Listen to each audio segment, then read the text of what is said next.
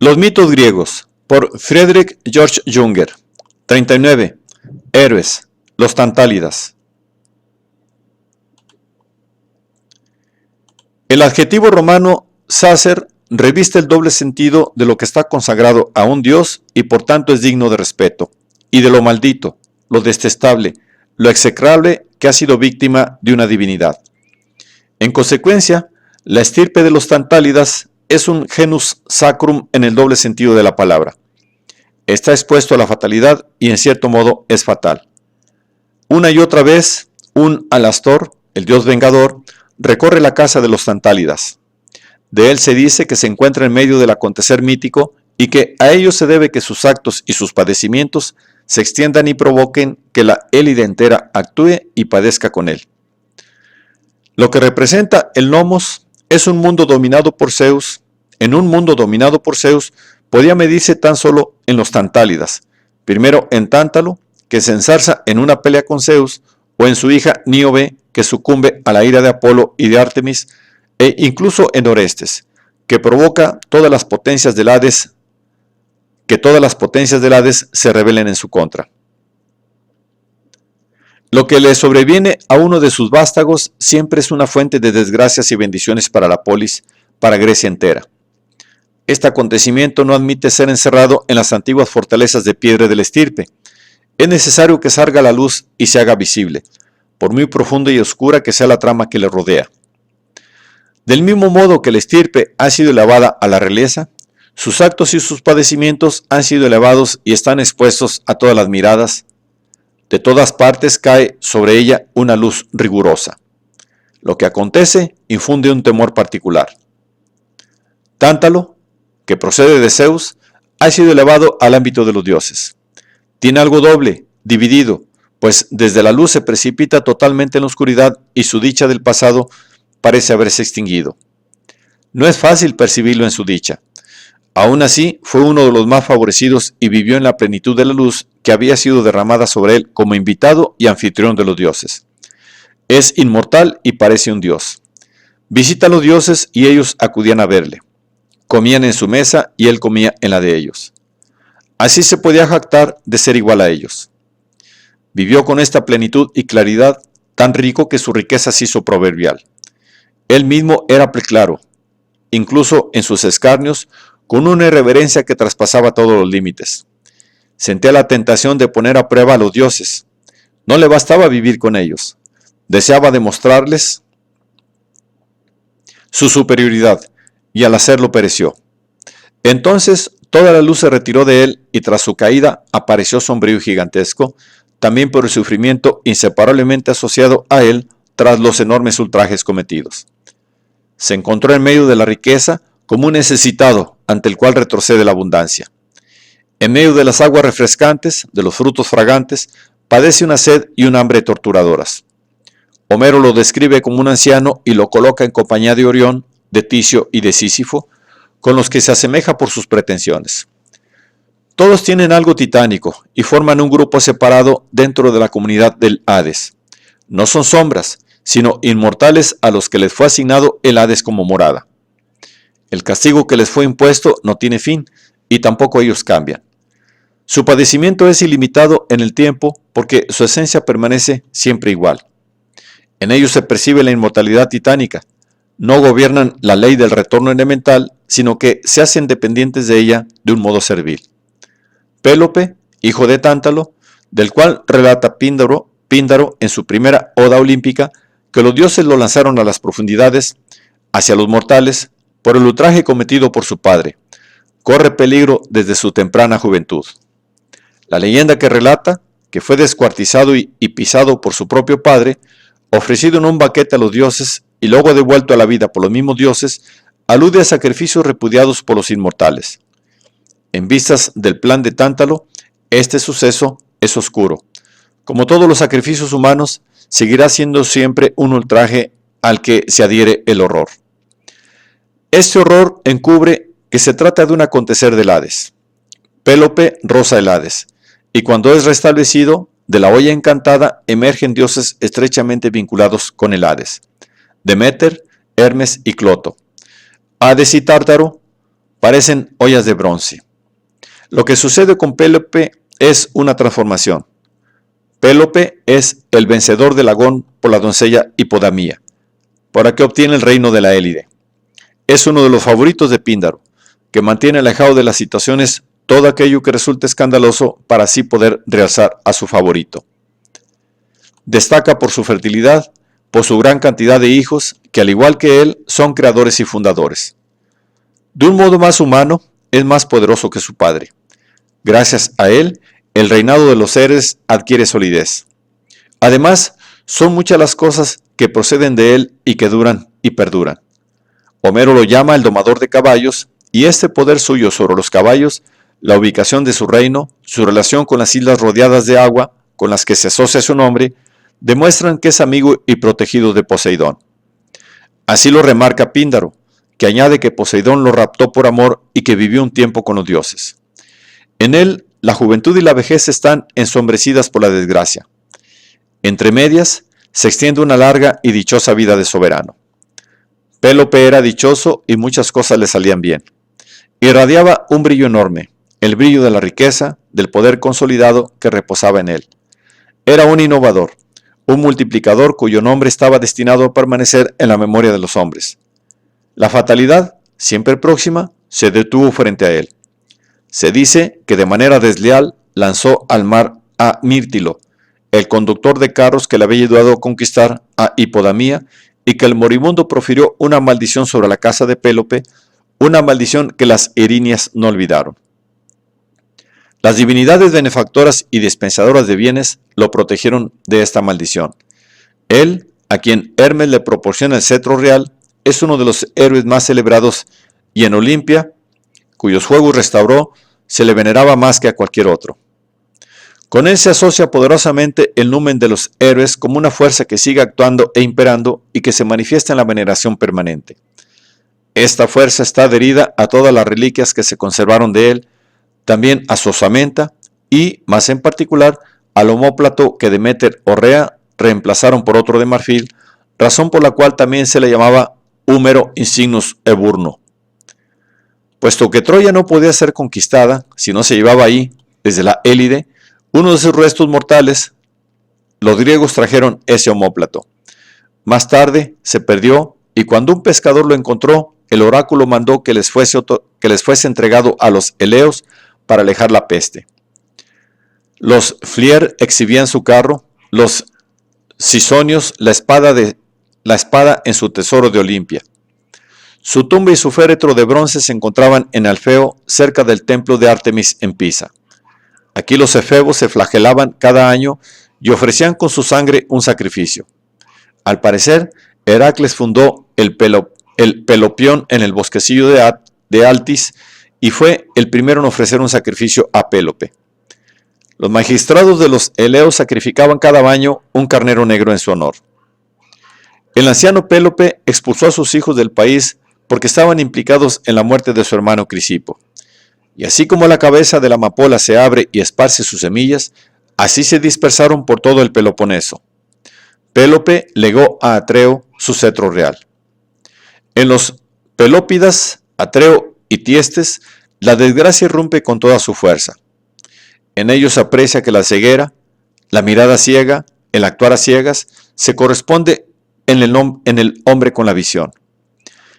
Esta misma visión tiene el efecto de la ceguera porque la oscuridad está sentada en el interior del hombre, porque desde el principio el hombre experimenta un ofuscamiento. La Moira, atenta a la voluntad del hombre, teje en lo oculto su destino. El hombre no la ve y solo experimenta que actúa en él veladamente. Aquello que la Moira teje va saliendo a la luz poco a poco, como un tapiz en el que el curso de las hebras progresa antes de que el observador acierte a discernir los dibujos que se van tramando. El hombre se lanza ciegas a la vida, está ciego ante su futuro. Como actuante es extraño para sí mismo y su fortaleza entera es impotente ante esta extrañeza en la que no se ve. El requisito para que el hombre perciba mentalmente las moiras es que al actuar se convierta en un extraño para sí mismo. Al mirar con extrañeza su parte, Moira, siente que esta parte está en manos de potencias que lo guían y que disponen de él. Con sus ojos que ven, Atreo no da tanto la impresión de ser un ciego como alguien que está fuertemente cegado. Edipo, que su juventud resolvió el enigma de la esfinge, con edad y tras haberse cegado a sí mismo, será un vidente, será todo ojos. Los hombres que vieron al anciano Edipo sintieron frente a él un temor que los ahuyentaba. Teseo sintió un temor cuando lo veneraba. Captó el número que ya se podía percibir en la vida de Edipo. Asociado a él había algo indecible que hacía enmudecer al hombre. Había sondado las profundidades del sufrimiento, la intimidad extrema del dolor. Cuando ya no es un sufriente, en su edad avanzada y carente de destino, en él empieza cada vez más a hacerse visible una luz.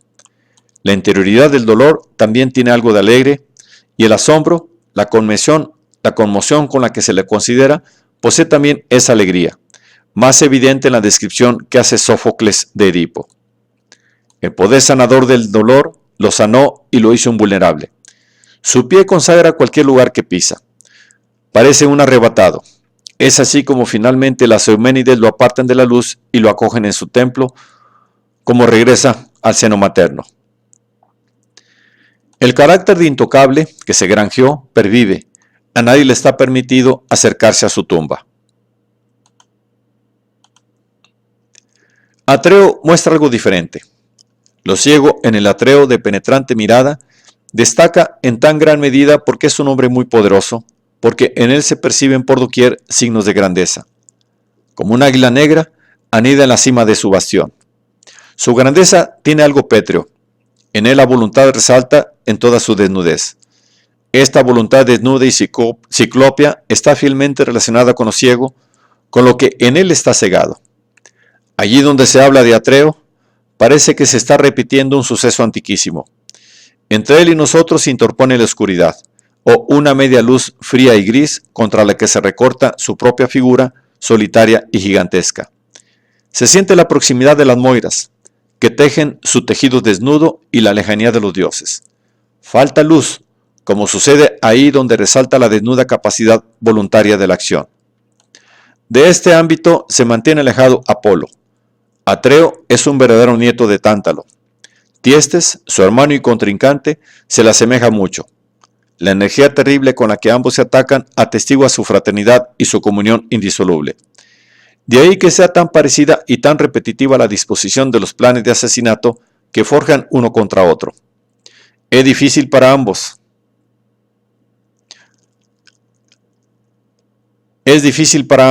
Casi imposible alcanzar solo al otro cuando se atacan, mientras se alcancen y se hieren entre sí. Es como si el hacha rebotase. Por su acto, el actuante se convierte severamente en paciente. Por muy bien que se hayan fraguado los planes de asesinato, siempre tienen una profundidad que recorre lo planeado y lo echa a perder. La lógica del acontecer no se ve afectada. Por muy meditado que sea el proyecto, por muy cuidadoso que sea el cálculo, el acto escapa de algún modo a su autor y aquello que había en su voluntad deja de existir, se transforma. Esta transformación, que el autor no puede evitar, conlleva que el acto se separe del actuante con una fuerza propia y que adopte una regularidad que se le enfrenta. Esto se manifiesta ya en el hecho de que los instrumentos que emplea el actuante, los instrumentos que parecían fiables y que él utiliza para la ejecución, se transforman. Pierden el carácter de instrumentos que les asignaba la voluntad del actuante y pierden, además, la capacidad que se espera de estos medios. De la ceguera que cae sobre ellos en el ataque y la defensa surge el error. Esto es lo que nos explica el error in persona. La ignorancia y el engaño se entremezclan. Atreo asesina a su hijo, que fue criado por Tiestes y al que Tiestes envía para asesinarle. No sabe que está dando muerte a su propio hijo. Tiestes se come sin saberlo la carne de sus hijos, que Atreo le sirve tras degollarlos y cocinarlos. Atreo se desposa con Pelopia, a quien toma por una hija del rey Tesproto, cuando en realidad es hija de Tiestes y está embarazada de un niño engendrado con su propio padre. A este hijo, Egisto, Atreo le envía a asesinar a su propio padre. Ambos se reconocen y Egisto regresa y mata a Atreo. El acierto y el desacierto se confunden. Cuánta búsqueda y tanteo a ciegas cuánto descuido y desatino hay en la lucha que se ha desencadenado entre los hermanos. Los golpes no caen directamente sobre la cabeza de aquel al que estaban destinados, a quien solo consiguen fortalecer, sino que resbalan y alcanzan a los hijos. Al enorme ultraje corresponde la fatalidad que acompaña, uno a uno, todos los pasos. Ambos se engullen mutuamente de un modo que sobrepasa la humana previsión. El modo en que el acto se vuelve una y otra vez contra su autor explica cómo tejen y tejen las moiras. No se debe nunca perderlas de vista, siempre hay que imaginarlas acompañando el acontecer. Aquello que en la vida está impregnado de moira destaca más y más a medida que la vinculación directa del hombre con los dioses va quedando relegada a un segundo plano. Atreo y Tiestes parecen estar actuando en un espacio sin dioses en el que solo la voluntad y el destino se solapan. Por tanto, parece también como si las moiras hubiesen anulado el ciego actuar de Atreo, pues ellas ven en lugar de él. Ellas generan la luz penetrante que irrumpe una y otra vez en el escenario de la acción, iluminándolo en toda su crudeza. También destaca la actuación de Ate, que tiene algo de triunfante, quien acoge con júbilo el suceso. En cada acción se advierte que tiene dos facetas. Una vez ha sucedido y ha sido ejecutada, ya no admite ser anulada ni invalidada. Parece una pared rígida que no deja pasar a su autor. Pero este punto final de la acción es solo una ilusión, porque todo hacer ya posee futuro, porque el acto se dirige de un modo apremiante hacia ese futuro, porque actúa y surte efecto. Tántalo y los actos de Tántalo acompañan a toda su estirpe, y lo que sucedió en el pasado anticipa su vuelo hacia el futuro como una sombra. Está presente antes de todo futuro y lo arrastra hacia la vida. La maldición proferida por Pélope y detenida por las Erinias se cumple en sus hijos. Atreo y Tiestes anticipan a sus propios hijos. En la relación que mantiene Tiestes con Pelopia se anuncia ya el destino de Edipo. Los hijos de Atreo, Agamenón y Menelao, están involucrados en la lucha de su padre contra su tío. Están de parte de su padre y conducen hasta él a Tiestes, encadenado. Atreo ordena a Egisto que ejecute a Tiestes. Puestos en fuga por Egisto, deambulan como fugitivos hasta que conquistan sendas monarquías. Ambos están constantemente unidos en un amor fraternal. Parece entonces que emergiesen de la oscuridad liberándose de la fatalidad de la estirpe. A la luz clara de la epopeya homérica, aparecen como reyes y jefes de ejércitos. En comparación con la imponente y sombría figura de Atreo, dan la impresión de ser más suaves, pero sin alcanzar la estatura de su padre. Agamenón hizo suya, y de toda la Hélade, la causa de Menelao, es el jefe de la guerra que desencadenó el rapto de Helena. En la Ilíada, su carácter sobresale con nitidez. La rudeza con la que trata a Crises, sacerdote de Apolo, es reprobada por todos y acarrea directamente la ira de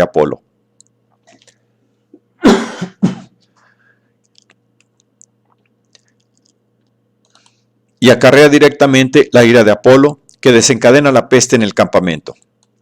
En la pelea con Aquiles se muestra encolerizado, vehemente y precipitado, y por el modo ofensivo en que trata al Pélida, debilita y pone en peligro el proyecto entero. Se deja engañar e inducir por un sueño y lleva a los griegos a la guerra. A su modo de actuar, veloz y a menudo precipitado, corresponden las oscilaciones en que incurre, la falta de coraje que le sobreviene en momentos de crisis. No es precisamente feliz en su papel de caudillo. Cuando los acontecimientos toman un sesgo desfavorable, aconseja partir y regresar a casa. Dejando a un lado estas debilidades, parece un soberano y un caudillo nato, el único que está a la altura de dirigir la gran empresa debido a un fundado prestigio, a su poder y a sus medios. Los poderes monárquicos salen a relucir particularmente en él, el prestigio de soberano, su belleza y su noble porte. Es así como desde lejos llama la atención de Príamo, quien, con profunda admiración, pregunta a Helena su nombre. La luz clara que lo baña, la plenitud de poder que lo envuelve, no puede ocultar que exalta fatalidad. tal y como corresponde a un vástago de la casa de los Tantálidas, la desgracia está adherida a él y lo acompaña desde su juventud. No le fue dado morir en la batalla como Aquiles y Héctor. No perece en el mar ni erra durante años como Ulises y Menelao por mares y países desconocidos y lejanos. Su hermano Menelao escapa a los enredos y, de sus viajes errantes por África, regresa a casa con riquezas. En su suntuosa morada vivirá con la esposa recuperada y su felicidad futura no está enturbiada por ningún nubarrón, tal como se desprende de la visita de Telémaco. A Agamenón, sin embargo, le toca una verdadera suerte de Átrida. Los golpes dirigidos contra él caen todos en la propia casa. Del mismo modo que puso la mano sobre su tío Tiestes, la sentencia del vidente Calcante le obliga a echar mano de su hija Ifigenia y ofrecerla a Artemis como chivo expiatorio por la vulneración de su bosquecillo sagrado. Al final, morirá a manos de su propia esposa Clitemnestra. Cuando se halla en la cima de su fuerza y su poder, cuando regresa como vencedor a casa, Egisto lo mata. Es una víctima tardía de la lucha de aniquilación que comenzó entre Atreo y Tiestes. Y enormes como el delito de sangre son las consecuencias que conlleva. La aparición de Orestes, hijo único de Agamenón, define uno de los puntos de inflexión en el acontecer mítico. Es el hijo del padre, y a él le corresponde la venganza. Agamenón nunca llegó a verlo a su regreso, pues cayó bajo la espada de los asesinos antes de poder saludarle. En el momento del asesinato era un niño. Según los autores trágicos, existió un plan para eliminarlo junto con su padre, pero su hermana o su nodriza le salvaron. Según Homero, regresó a Micenas desde Atenas 8 años después del asesinato y ejecutó la venganza. A la muerte de Agamenón sigue un largo silencio, un silenciamiento del acto, durante el cual los asesinos disfrutaron con los frutos de su acción. Orestes crece con este silenciamiento, no sin estar advertido y ocupado totalmente con la misión que le impone el asesinato de su padre. El silencio que se produce tras la muerte de Agamenón es obra de Egisto. Él poseía los medios para imponer este silencio. Mientras los asesinos actuaban como si nada hubiera pasado, una circunstancia espoleaba sin pausa a Orestes en su intento de llevar a cabo su acción. Sabía, en efecto, que los pensamientos de Egisto, secretos y torturantes, siempre giraban en torno a él, que la indiferencia que mostraba su tío era solo una máscara, que ese trono y esa cama que había obtenido mediante el asesinato nunca se liberarían del recuerdo del muerto. Egisto es uno de los vástagos más oscuros de la estirpe de los Tantálidas, en cuyo tronco clava su hacha. Es audaz, decidido, vengativo y lleno de agudeza e hipocresía, un temible adversario para todo aquel que se le presenta como enemigo. Procede de una unión incestuosa entre un padre y su hija. Enviado por Atreo para asesinar a su padre Tiestes, regresa para matar a Atreo. Asesina a Agamenón en razón de un plan que debemos imaginar perfectamente ideado, dilatado y al mismo tiempo temerario. Nadie puede poner en duda que también eliminaría a Orestes si cayese en sus manos. Si lo hubiera conseguido, habría asesinado a los jefes de 3 generaciones de la estirpe, que así se habría extinguido, pues Orestes era un jovencito y no tenía hijos. Aun siendo muy profundo el silencio que se extiende después del asesinato de Agamenón, el acto pervive en Orestes. La iniciativa parte del oráculo de Delfos, que se ha ocupado de los hechos y que, consultado por Orestes, le anima a llevar a cabo sus planes de venganza. El joven no actúa con imprudencia, sino con circunspección. Se asegura la protección del dios. Apolo, señor del oráculo, había sido profundamente herido por el asesinato como hijo de Zeus y protector de los derechos de los padres. Junto con Atenea, la menos maternal de todas las diosas, toma partido por Orestes. El acto no podía quedar sin desquite, exigía una satisfacción, pero solo Orestes podía ejecutar la venganza, solo el heredero de la casa y de la venganza de sangre. Parece un adversario débil frente a un hombre tan decidido y poderoso como Egisto. Lo que le falta en medios lo compensa la energía con la que actúa. Él mismo se encomienda a las divinidades subterráneas cuando ejecuta la venganza en su madre. Si bien el asesinato de Egisto aumenta su fama y lo hace resplandecer en toda la Hélade, porque le asiste un derecho legítimo al que ningún juez ni ningún tribunal puede oponerse, si bien por haberlo llevado a cabo es alabado por los dioses y por los hombres, cuando asesina a su madre, en cambio, provoca un conflicto con el que se ven involucrados no solo él, sino también la polis, la Hélade entera y los dioses. Orestes es una de las figuras más puras del mito, el vástago impecable de una casa completamente castigada por la fatalidad. La nobleza juvenil de su ser está reflejada en la simpatía que le profesan Apolo y Atenea. La acción de Orestes no solo alcanza a su autor, al que al punto golpea con las tinieblas, sino que la locura pone en marcha a todas las potencias. La conmoción que procede del acto es tan profunda que Orestes, aun encontrándose en el centro del acontecer, desaparece de la vista. De él no cabe esperar una solución al conflicto, del desamparo y el doliente. Se ha vuelto impotente e incapaz de actuar.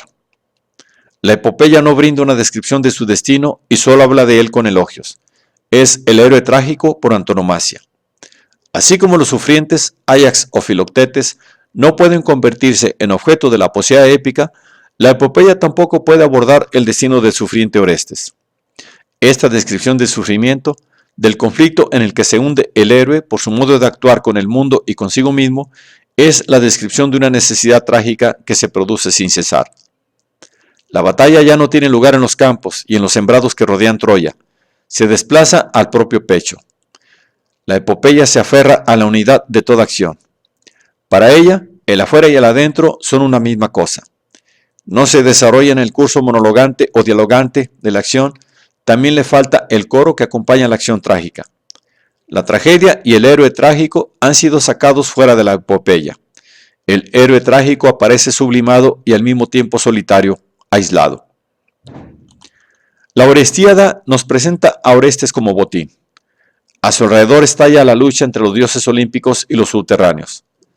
La maraña en que se ve envuelto Apolo, después de dar muerte al dragón Pitón, aparece de nuevo. Esta lucha es al mismo tiempo una lucha entre sexos, una lucha entre hombre y mujer, entre padre y madre. Zeus no interviene inmediatamente, pero es el adversario de las Erinias, el padre que se enfrenta a las diosas madre.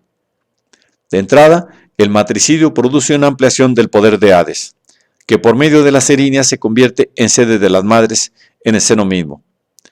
Tal y como dice la Odisea, ellas habitan en el Erebo como diosas subterráneas y unen el reino de los muertos con el reino de los vivos, del mismo modo en que están anudados la muerte y el nacimiento. Por tanto, son también diosas del parto, a las que se ofrecen sacrificios en los casos de esterilidad. Heródoto relata que los égidas espartanos, cuyos hijos murieron a una edad temprana, erigieron un santuario en honor de las Erinias de Layo y de Edipo. En consecuencia, los descendientes de Cadmo se dirigen con veneración a las Erinias de su estirpe siempre que desean poner fin a la muerte de los niños. Las diosas de la venganza y de la maldición son al mismo tiempo diosas protectoras. Son las mismas cuando protegen y cuando toman venganza. Los trágicos hablan de los perros rabiosos de la madre Erinia, de la maldición materna. Son diosas madre y su vinculación con el sexo es inequívoca. El seno materno como fuente de vida y el Hades son una misma cosa. Lo que asela la luz procedente de este seno deberá cruzar nuevamente la oscuridad hacia la que conduce la barca de Caronte. Los engendramientos no solo multiplican la vida, también multiplican la muerte.